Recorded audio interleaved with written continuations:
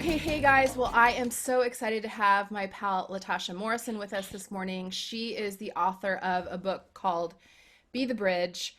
And I have to say that even before this book came out, your voice has really been so influential to me. You developed a curriculum called Be the Bridge, and churches and organizations across the country have had these groups.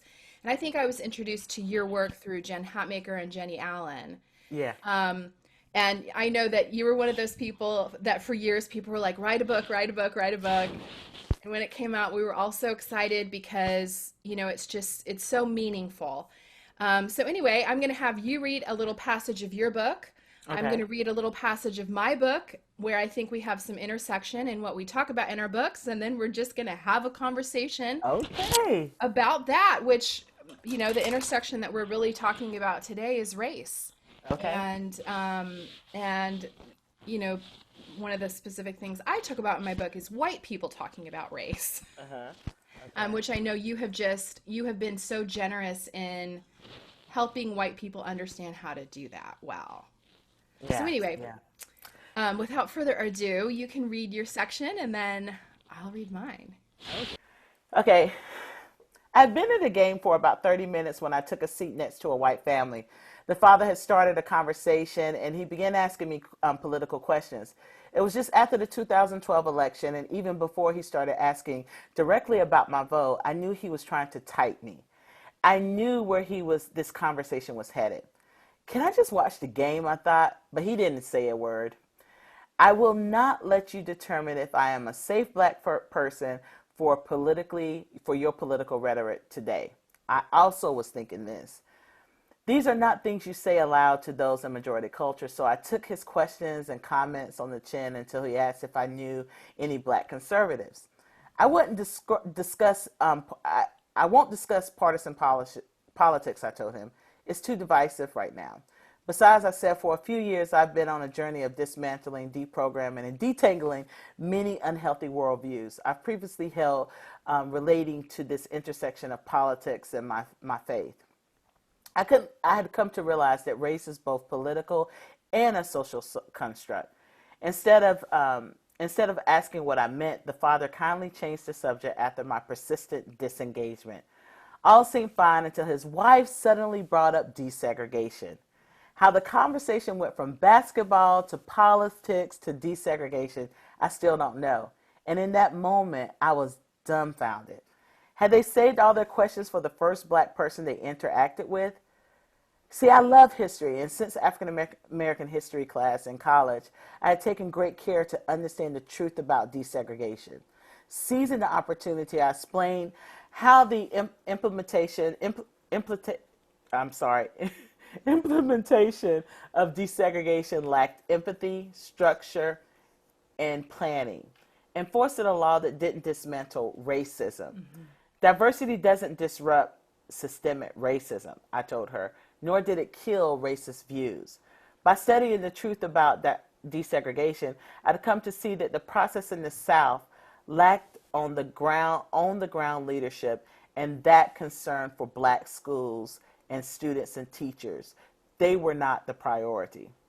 What's more, the process of desegregation lacked a recognition and psychological and emotional effect on both sides, white and black communities.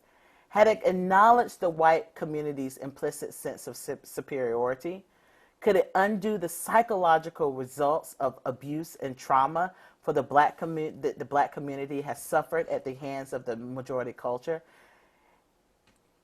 And didn't the same abuse continue as more black teachers were fired than white? More black schools were closed than white. Less training and resources given to black teachers and coaches and faculty than white. She barely listened. Instead, she shifted the conversation and began discussing how the black children were bused to her school and displayed much anger. This anger, she said, caused a lot of conflict. She acknowledged that neither community, non-white nor majority, were prepared for the transition. The lack of preparation led to anger among black students, and the anger led to fear within the white community. Leadership didn't strive to bring unity or encourage understanding of growing diversity, she said. And so the desegregation of her school had led to an internal segregation. At this point, the conversation again turned. She began discussing slavery and Abraham Lincoln and the unintended consequences of civil war. She gave an unsolicited opinion about how the actions of Abraham Lincoln amounted to war atrocities, how he crushed the South economically. Like the schools during the desegregation, the South was not ready for the transition. I sat silent, completely flabbergasted. She villainized President Lincoln, even though he had freed the slaves, even though he had taken some first steps toward honoring the Constitution of the United States. Don't get me wrong. I don't see President Lincoln as having a spotless record when it comes to race relations. But this woman, she didn't seem to care. Her opinion of our emancipating president had been formed primarily for economic effect his administration had on the American South. She continued talking about the fires, destruction, and near destruction of the South, which she said was the land of her ancestors. She continued with her romanticizing view of the South, and then she offered the boldest of statements. It wasn't all bad, you know. Many loved their slaves in the South, she said. They were treated like family. Heart racings, emotions all over the place. I didn't know whether to scream, cry, or shout. Here I was at a community basketball game, surrounded by people connected to my work in church. I paused for what seemed like the longest moment of my life. I believe it truly was one of the most important. I considered how we come to this place in the conversation. Wondered how this stranger could be so oblivious to the pain and evils of slavery. How could someone be so deceived? How could the truth have been so watered down and washed away? How can any Christian hold these views? In that moment, this holy pause, I gained my composure and I tried to remain calm, practically speechless. I couldn't find all the words to give her a brief inductive history lesson. Instead, I told her I had read the slave narratives and that there was no love or care in slavery. Love, I said, brings freedom, and slaves didn't have freedom or choice. Family doesn't leave family in bondage. And having stated the truth, I changed the subject. I've read that story before, and just hearing you retell it, it's so angering. It's so upsetting.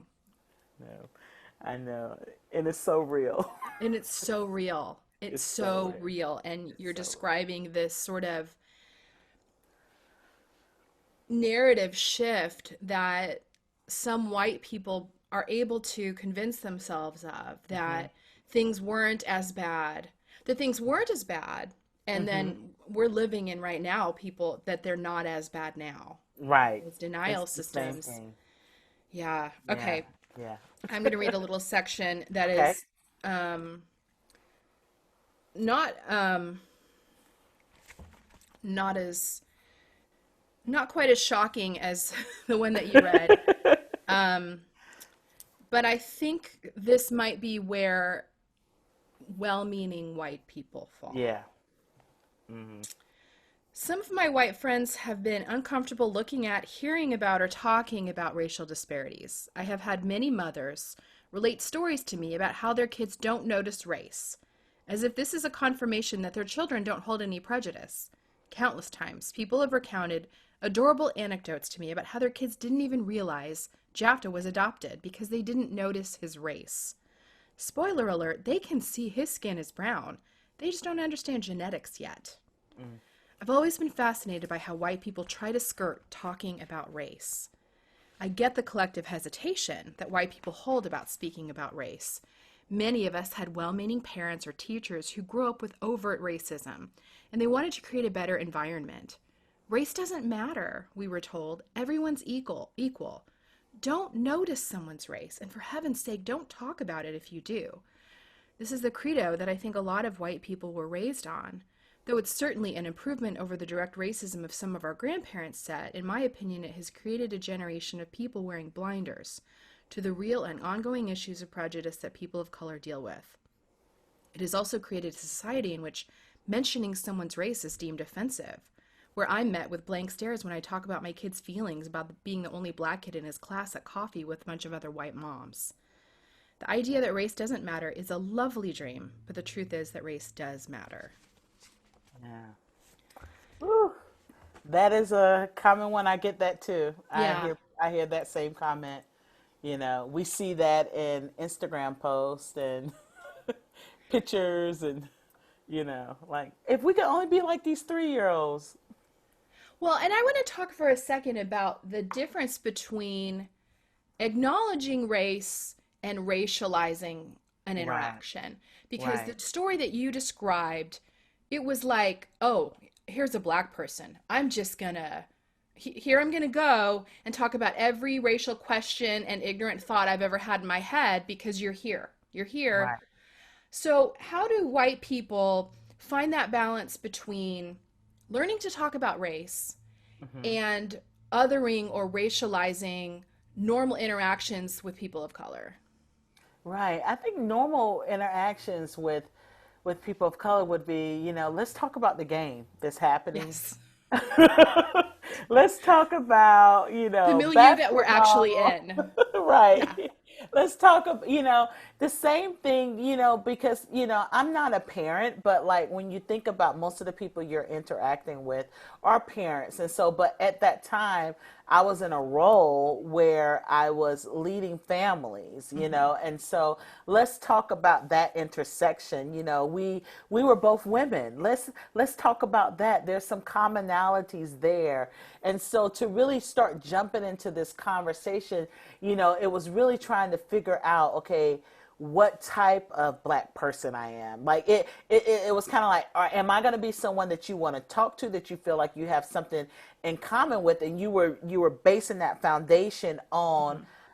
on politics, really, Yeah. because everybody that her husband was naming was a black person that was basically a conservative, Right. so you were kind of typing me, and and not really getting to know me, like maybe asking me some questions or finding some other commonalities. We would have had a lot more things in common. She loved decor, I love decor, Hmm. like there's a lot of things that we could talk about without starting the conversation there, if you truly want to get to know someone. But if your benchmark is where either someone lives, or where they are on the socioeconomic status, or where they what kind of partisanship they align with, if that's your benchmark, that is going to create an obstacle and a barrier for a lot of conversations. Absolutely. Yeah, absolutely. And I think, one of the things that I've heard over and over is how exhausting it is, for people of color to feel like they're having to do the work of educating us in social situations, in situations where it's not, you're going to a game. You're not going there to give a seminar on systemic racism and the Right. effects of slavery, right? And just, what are ways that that white people can begin to dip their toes into educating themselves on systemic racism, on race issues without putting that burden on people of color while they're living their everyday lives. Right. I think that's a good question, Kristen. I think one of the things that we just did, and I think we just demonstrated that by reading. Yes. By reading, Yes. by Reading. simply reading. Like there's Yes. there's so many. First of all, we have access to social media. We have Yeah. access to the Yes. internet. We have access to so much. And then there's so many organizations out there. So our organization, we have a reading list. So if you go to our Mhm. website, we tell you where to start. Yeah. There's so many other and leaders too that are out there that have Patreons and organizations where you can become a part of and find out where to start. With Be the Bridge, we because of these gaps and because of these issues, I really wanted to start like some type of on ramping, because even as a person of color, as a black person, like we are not monolithic, and so that conversation right there can go in different ways. It depends on who you're having the conversation with, and then also I want, because I am raised in, I was brought up in this same racialized system and education system. So there were limits to things that I know as it relates to history. And Yeah. I knew that's where this woman was coming from. She was in Texas. God knows I love Texas, but the way they teach history is an abomination, just to be honest. I'm gonna be real on Listen, this I grew up in conversation. Like, Florida. I mean, it's a shame. Like, and it yeah. and it really, it hinders the process of racial healing and reconciliation Yes. and how the story is told and the Yes. narrative that is taught. And so Hmm. that was it creates a conflict in conversations when you're having this story about the holistic truth. And so I think, you know, with that, we wanted to create our own ramping conversation where, like, we want people to know LMNOP, but a lot of people, they're only at A, Yeah. you know, Yes. and so, or B. And so we wanted to create a process that can help people at A or B, as long as they recognize that, hey, racism exists, systemic racism exists. I don't understand it fully. I know there's this brokenness, and I want to understand how can I be a part of the solution. They have to at least be there. Yeah. So we're not the people that's trying to convince you that something is broken.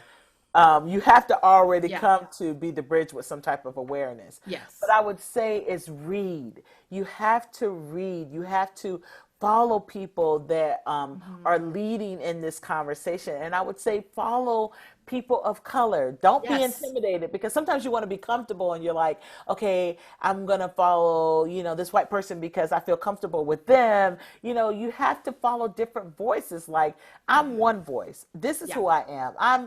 I'm a natural bridge builder. I'm a change agent. I'm a leader, but I'm different in that sense in how I have this conversation. But you have to, okay, so it's great to follow me, Hmm. but you have to also follow people who are not going to give it to you Hmm. in this manner. Like, Yeah. I'm a truth teller, and I'm definitely a truth teller, but there's some people that's not thinking about your feelings. Hmm. Yes. And see, me, the person that I am and how I'm wired, I'm thinking about, okay, now really, to that woman, I wanted to flip the table. And I Totally. wanted to do a Loki on her and turn it to the Incredible Hulk, but and I wanted to make a scene, but I didn't. Yeah. I answered the question, but that could have come a lot of different ways Hmm. for that woman. And so, but being willing to take this conversation from people who don't package it the way I do. I think Yes. you gotta, and understanding, just because it's packaged different doesn't mean it's wrong. And Yeah. just because the way I have the conversation doesn't mean it's wrong. It's just that there's different ways to have this conversation. I totally agree. I mean, and some of the people I follow, as you said, I mean, their reaction would be really different than yours, and it's really so important for white people to understand that. You can't just go, well, I have one black person that said this, and so it's Yeah, law. exactly. I'm like, I wish there was a whole bunch of other things we would say that would be law. Right. Why does it only work when Yes. someone's trying to like find some bias, like confirmation bias? Exactly. When they're really trying to, like, okay, I want her to agree with me, and Totally. this person does. Yep, she's the one I'm going to listen to. Now it's law. But not if she says something I don't agree with. Right. So, talk to me a little bit about this sort of revisionist history that, Yeah. and I think that we're all on different, when you talked about kind of A to LMNOP, Yeah. I think white people are on various stages of how much we're accepting racism is infiltrated Yeah. into our systems. And then I think some of us are at various stages of the acceptance of how much of our history is flawed and Mhm. um, how little we actually understand, about the racism the historical racism that has brought us to where Mhm. we are today. And so, how can people who are listening or watching begin to dismantle and re educate themselves on some of the historical pieces? Yeah, I think one of the things, just with the revisionist history, I think it's important to read um, literature and history books that are not always written by white people. Hmm. Let's just be honest. Like, Yeah. one of the books that I've had to take and just, like, little doses because it does such a great job with understanding comprehensive history. Is Stamped from the Beginning is just one of those, but it's called Stamped from the Beginning, Oh, I don't know that one. and it's by Ibram Kendi, Okay. and the and he's actually a African American history teacher at American University, and so it's very academic, but he goes back through a lot of history, and it's just well researched. And just when you start looking at from the beginning, Mm-hmm. understanding where racist thought came from, and then how it infiltrated and how it's baked into the kind of foundation of our country, and then explaining like how every system is intertwined within that, Mm-hmm. and so in order to really begin deconstructing, you have to know how it's been constructed, Yes. and so, but if something's been um, the way it's constructed, it can be deconstructed, but you have Mm-hmm. to understand, in order to do that properly, you have to understand, okay, this is happening in the education system. So I give the example of desegregation. Mm-hmm. Desegregation, when we look at that, we look at, how it was done. Majority of the schools that were closed down were African American. Majority of the teachers that were fired were African American. But what is another way that that could have happened, where it really lifted up, equality and equity, Mm-hmm. and it was really about not trying to look good, or not trying um, to elevate one group over the other, or but it was really about justice in that sense, Mm-hmm. restorative justice. It would have been okay. Why not, instead of putting this burden on children, Yes. we put this burden on children. Yeah. And I mean, when you see those pictures of Ruby Bridges and I all the know. students that were having to be escorted into schools by armed I guardsmen, and know. just all of this stuff, schools that completely shut down for over a year in some Yep. areas. When you think about that, why didn't we actually rotate teachers? Mm. Why not put the burden on the adults Right. Right. to integrate? Right.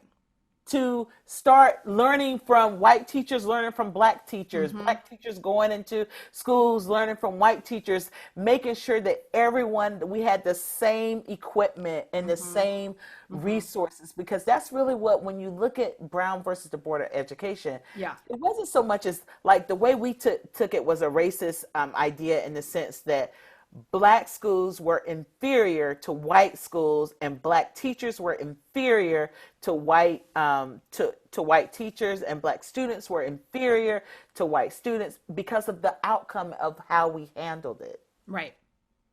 But if we would have went into this with equity and equality in mind, and saying, okay, how do we deconstruct this system, this unfair system, looking at, okay, what's caused some of this infrastructure system issues in black communities, were a lack of resources. Mm-hmm. Okay, let's change that. Redlining. Mm-hmm. We built the school system that, a portion of property taxes goes to schools, but we devalued, during redlining, we devalued neighborhoods and schools in black areas that have Mm-hmm. black bodies. Why not fix that problem? Yeah. And then also put the burden on the adults to do some exchange teaching, to do, Mm-hmm. so it just shows you, there's a way to resolve, deconstruct that. So I think one of the main things that we have to do in this is to really start understanding all the things that are entangled. When I'm having these Yeah. conversations with people, and I bring up redlining, or we bring up Brown versus the Board of Education and how it was executed, most people are left like, oh, I didn't know that. Yeah. But I then didn't with know that new that for a really information, long time. yeah, That but was with that news new to me, like not information, that long ago. you said, say it again. The redlining thing was news to me not that long ago. Right, right. Yeah.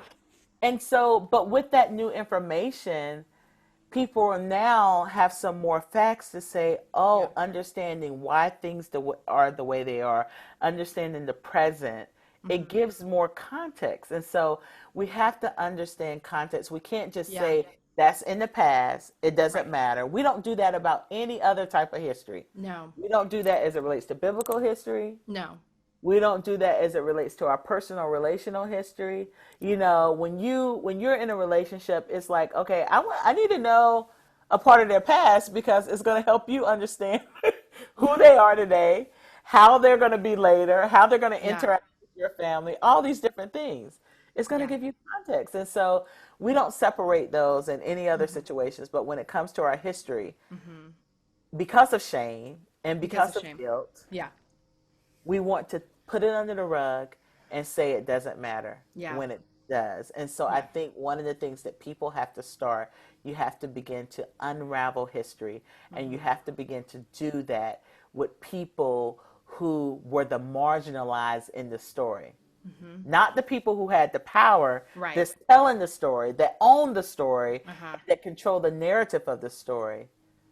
You know, you have to read slave narratives. Yeah. You have to read books that are written by people of color. If I want to find out about the Native American community, guess what? I'm looking for books, Hmm. reputable books that are written by the indigenous community, the Yeah. leaders in that community. That's how I want to learn.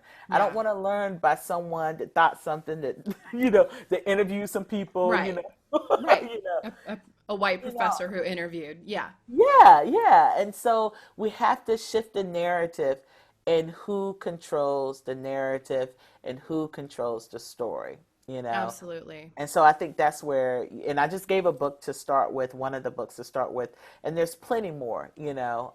There's so many Yeah, good I'll books. share one that really helped me in terms of history was the condemnation of blackness. This one Oh, was okay, okay. really eye-opening to me. Race, crime, and the making of modern urban America. Mm, But yeah, there, as you said, there are so many good books that can help us kind of dismantle and, you know, and then put back together so many of the historical things that we don't understand. I mean, you mentioned Ruby Bridges, you know, I think as a kid, the story I was told was that she was a hero and that she, you know, walked into the school and then racism was over. And you know, and then you learn later, wait a minute, she was still not in an integrated classroom at her school for many more she years. was like 5 or 6 years old. She was a baby. She was a Think about baby and it was putting your traumatic. Yeah, think about your putting your 5 or 6 year old in this, and then her parents were like croppers, so they didn't really understand. She was just Hmm. chosen to be like a guinea pig in this Yeah. sense, you know, Yeah. and just the oppression of that. And then also, Ruby Bridges is younger than my father. Yeah.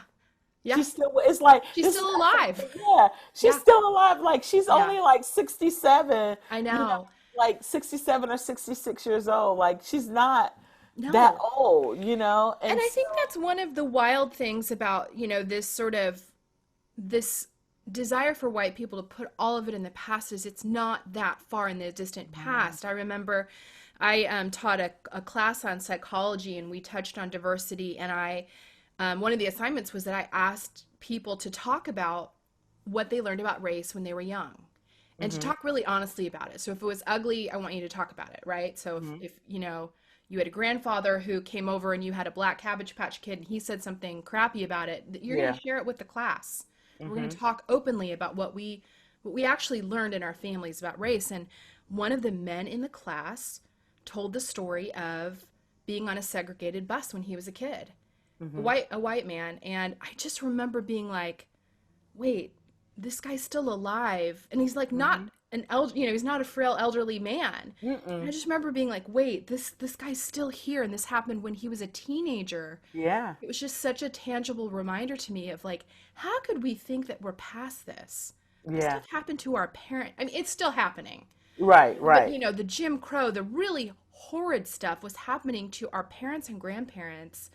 yeah, And you know, and then we have today still, I mean, you know, in the news this week, you know, Arbery yeah, jogging yeah. out for a jog. Out for a jog. I mean, like, we're still in the process. Like, the civil rights movement never ended. Like, that's what we Right. have to realize. That's right. It We're continues. still in it. Like there's schools that begin desegregation in 54, right? I think that's when the Brown versus Board of Education. But you have to realize there was a school that in 2019 that just desegregated. Like, Yeah. this went on through the 70s and through the Right. 80s in some communities. And because we're still in this process, and because of geographical injustice, and Hmm. because we've never rectified any wrong, Right. you're back to where you were, where schools are more segregated today than Hmm. they were in the 50s and 60s at the height of the desegregation. Yeah. You know, it was like we're more segregated today Yeah. because we didn't do any system Hmm. changes. You know, Hmm. we create a law, and then we're like, okay, this is the law, and but then we find a way to reinvent that same oppression in another Hmm. way. Yes. And so, and that's the problem. And so you're talking about Ahmad. We've never dealt with the narrative around like, black suspicion. Yeah. Like, we've never dealt with the criminalization Yes. of black bodies. And so, and how when these things come up, like, like this week, I wasn't looking forward to this week because I was like, this is going to be the hard week, because what happens is, um, we have all of these things that, that just took place. People are like, yes, I run with the mod and all this stuff. And, and then it just falls to the wayside. You Hmm. forget the hashtag. There's no action, no real action, Hmm. no real systemic change that comes out of it until the next hashtag, where everybody's Yeah. in an uproar, everybody's upset. And, some people were saying, well, Tasha, it seems like more people are upset. Like, there's more white people because, like, this is a cut and dry case. Like, we've been here before, and it's like, We have been here before. we We have were been here with here. Tamir. We were here with Trayvon. We have been Yes. here before. They said, but it's video this time. There's video. This is different. And I'm like, there's been times where it's been video, but Yeah. really we have to start changing the lens. Like, Yes. why does a black life have to be perfect Right. in order for us to have empathy? You know what I'm Yeah. saying? Like, first of all, none of your children are perfect. You know what I'm saying? And just No. imagine if it was, if the tables were turned and this was a white 25-year-old that was out running, jogging, getting fresh air and sunshine and exercise, took a break and went and looked at a house and, kept on running. And then he was gunned down by three African American men. And so, and the fact is, things like that do happen. But guess what? They're, There was video. yeah. They'd be Those arrested that day. that day. And so this is the thing. And so when people start bringing that up, like, you don't get this outrage when it happens, when it's, black on black or whatever. First of all, there's just as much white on white as there is black on black crime. Right. But the thing is, we know when something happens that we're going to be punished for it. Like, we're Right. not going to walk around free. Right. And so, and then that's also a way to shift the narrative. And like, It's a when you red do that, herring. yes, it It's a doesn't, red it herring. doesn't add value to the Yeah. conversation. But it's like, I think this week I was just thinking, like, okay, this is the week where people are going to disengage. Yeah. This is the week where, okay, those who have been in this since the beginning, you're going to become frustrated in the sense because so many people will disengage. They put their post up and feel like they've done their civic duty. Yeah. People are not going to get underneath on like how policies and, Yes. having corruption in your government, having Yeah. a sheriff that, and a DA that are complicit and, that are actually a part of the problem. Yeah. They're not going to unravel Right. like that, connect the dots to how I show up when I vote. Well, and let's talk about that for a minute because I do think that there are many white people, as you mentioned, who, they did the hashtag, they did the run this weekend, and maybe they don't understand how to then engage in the systemic work around Right. racism. So, when we look at that case, it's what is protecting the two men. And we aren't going to change those two men being racists. Like, Right, right, right?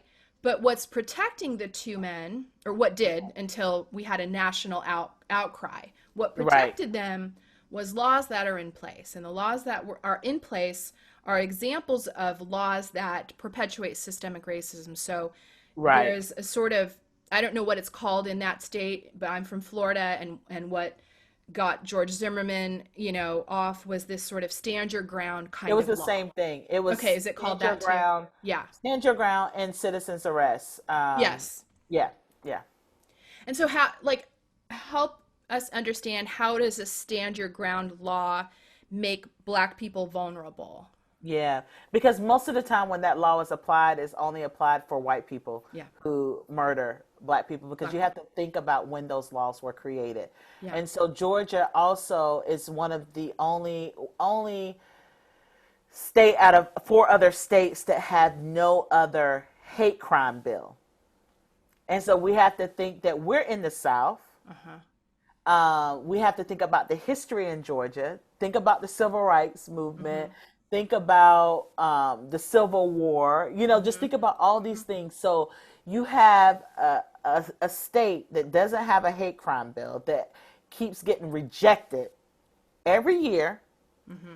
by some of our local leaders in our state government, but yet and still we have a stand your ground law Mm-hmm. that you have to realize that a lot of these laws came about in the 50s and 60s, like right at the height of the civil rights movement. Yeah. Yeah. and and you have to connect those dots. And then the citizens arrest, like like when you start looking at the history of that, how it goes back to slave patrols, Mm-hmm. Mm-hmm. and empowering white people to control black bodies, Right. and to police black bodies. So Right. you have to think about the history and context of this. And so you have to stay engaged. You cannot disassociate, because this is the thing: how we show up Mm-hmm. and how we engage, some of this blood is on our hands, and how we show up and empower people that are in office. And that's just real talk. Like, it's Yeah. like we got to have honest talk about this. Like, some of the things that we endorse and back, you know, are directly connected to why situations like Ahmad happen, Mm-hmm. and so, so it's not only for them to be arrested, but Mm-hmm. we have to have people removed from office Yeah. and people placed in office that have that are there so that all of the citizens flourish, Mm-hmm. not Right. just some, Right. but all. Yeah. And so I think that's the thing that people have to start really researching. You have to really start listening to, and some of the leaders that are out here having some of these conversations about systemic racism. If you don't, because what we look at is we understand that type of racism, like in that sense, but what we don't understand is the type of racism when when these men go to jail, or they're arrested after 74 days, when the sheriff had this video for 30 days, and then we'll see um, what type of sentence happens. Mm-hmm. you Right. know we'll see that. Yeah. And so that's the thing, where when you start talking about systemic issues Mm-hmm. as it relates to our judicial system, Yes. and so we'll see what happens with that, and so we're gonna have to let this play out. But we've seen it play out with Tamir Rice, Mm-hmm. with Trayvon. I think that was a turning point for a lot of African Americans, where, like, Mm-hmm. you know this kid didn't have the right. People went out then, and people had their hoodies on, and people bought lemonade and Skittles, the things that Trayvon had just bought at the store. People did all these things and show of solidarity. But, like, where are we now today? Right. So I want to just see. It's just so exhausting, Kristen. I And know. it's like, I put out a blog on our page, on our Be the Bridge site, of what to do now, and I Mm-hmm. gave people steps. And so what Mm-hmm. we like to do is give people steps on Yeah. what to do now. What's the first thing? So one of the things now is this week is to beware of how now the system and people Hmm. would try to dehumanize him for doing Yes. basic, normal, Everyday everyday things. things that we would not look at any differently from any other white person. No, You we know, sure wouldn't. If there was a house in my neighborhood that was being built up in yes, framing and it was wide open, would I walk through it? Probably I would. yes, because I'm interested in stuff like Yeah. that. And if you know anything about him, his mom and his sister in the interviews have said he wanted to be an electrician. That was Hmm. something that he was Yeah. going to be going to school for. He wanted to become an electrician. That is And not weird behavior. But even so if that's it was, not it still weird. doesn't matter. Exactly. It's not weird because I go walking around here and in my neighborhood, and there were actually some condos being built that I wanted to look at, and then but I thought Hmm. I was like I want to go peek in, Hmm. but here I am, an African American woman in a predominantly white area, and I thought, but at 25, I would have went right over there Hmm. and looked in it, and if the Yeah. door was open, probably went up in it to Yeah. see how it was laid out, I for sure would do that. because because of the work I do and because I'm wiser now. But at 25, you don't realize that the world is against you or the Yeah. world sees you differently. Like there's a lot of our kids don't see that, the world is going to judge you differently. Yeah. They don't recognize that, and so yeah, so we try to create things and steps to give people on this is what to do. This is what I want you thinking about this week. This is what, Hmm. these are the calls you still need to make, Yeah. And these I are the want to books. I want to say too, when you're Yeah, talking about making calls or talking about political action, I want to be really clear that racial justice should not be a partisan politic. it should not. It should not be, and it It should. is, and it's frustrating. But if someone is watching this, like if you are a Democrat, if you are a Republican, you should be involved in this. Yes. Regardless of where you stand, this should be Yeah. important to you. This is not a partisan thing. This is about making sure that we don't have laws that absolutely protect racist behavior. Exactly, exactly. And if we say that we believe in the Constitution Hmm. and that all men are created equal, Right. like if but we don't believe that. We believe. I'm just gonna be honest. We don't Yeah. believe that. We We believe don't that behave like class. it. Yeah, we don't behave like it. Yeah. We don't create laws like it. Right. And so I think the thing is, that's the thing. It's like this should be a bipartisan issue Yes, it that should we're be. working together. But a lot of times we don't work together as it relates to these issues because we're afraid of how, as people are empowered and information and truth is given, Hmm. we're afraid that it's going to bring imbalance into one of these systems, these partisan groups. Right. And really, when it should be a bipartisan issue. And It because I think, should be. And if you yeah, can't get involved in racial justice because you're afraid of how it will affect your politics, I feel like you yeah. need to have a long talk with Jesus. Yes. It's like, and Because, you are a part of the problem. Like, you yes, are a part of the problem when we start talking about doing things that are just and doing things that bring restoration and that so that all people can flourish, no matter yeah, if you're white, if you're Asian, if you're Latina, if you're indigenous, if you're black, that we all can flourish. And there's a way to do that where we're all flourishing. You know what I'm saying? Like, just because you bring equity for one group, it doesn't mean that you're bringing inequality for another. Like, no, not at it's like all.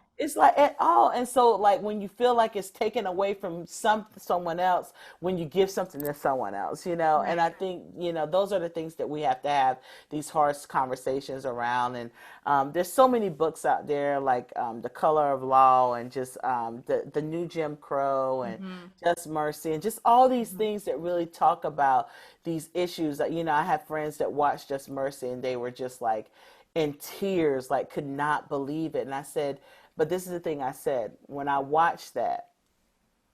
And first of all, this is happening in the 90s, not in the 60s. This is Mm-hmm. the 90s. Just Mercy is like dealing with the late 80s, 90s, 2000s. Mm-hmm. Like this is current history. Yeah. Um, but the thing is, when you talk about that community that he highlights in that place, in that city in Alabama, like that sheriff was in power until 2019. He was voted into office after all of that 7 times. Unbelievable. That's the part that grieves me. Yeah. It's And chilling. yeah, it is like, I mean, just outright, anybody that's looking at that movie, you know right from wrong. Right. And you know what was just and what was Right. unjust. And like But get, my yeah. 10-year-old watched that movie and Mm-hmm. can see what was just and unjust. But we're so colored by our politics Yes. that you Yes. can watch that movie or know that story and then still vote for the same person because you need to make sure your team stays. Yeah. And it's like we have to be willing to put down the partisanship to make sure that we are being just. We have got to give it up, really, because that, first of all, is not a kingdom for those people who are people of faith. It's not a kingdom system. Partisanship is not a kingdom No, it's system. not. And you know, and when you start looking at this, it's like you have to give it up because we've created some idols Yes. out of some things Yes, that we have. we have, and that is what's driving our belief system, our values, and Yeah. our ideologies. And those are some things that we have to lay down. And so I'm glad that we're having this conversation, and there are people that are getting it. There are people that are reading that are like, oh my goodness, the blinders have come off. Yes. Those are the people that I want to have conversations with. Well, I want to thank you. I mean, I know that this is exhausting work. Yeah. I feel exhausted by it, and I am not a person of color. I Hmm. can't imagine how exhausting it must be to be, to both be caring for yourself in all of it Hmm. and then doing the work of educating other people with all of the resistance and ignorance that they probably throw back at you. So I Right. just thank you so much for your patience, for your grace, for your wisdom, and for the way that you have changed my life and continue to just change the hearts and minds of other people. We'll link up to your site where you're giving action steps, and I Okay. hope that anyone watching this who felt really moved by what happened in the news this past week will then take the next step, take the next Yes. action step of what do I need to do politically.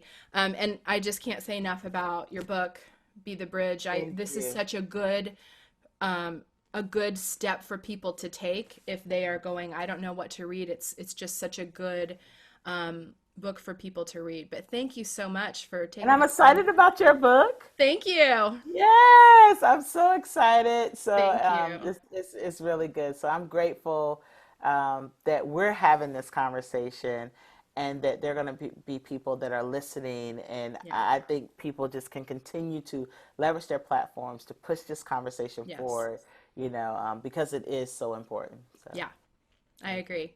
Thank you. okay.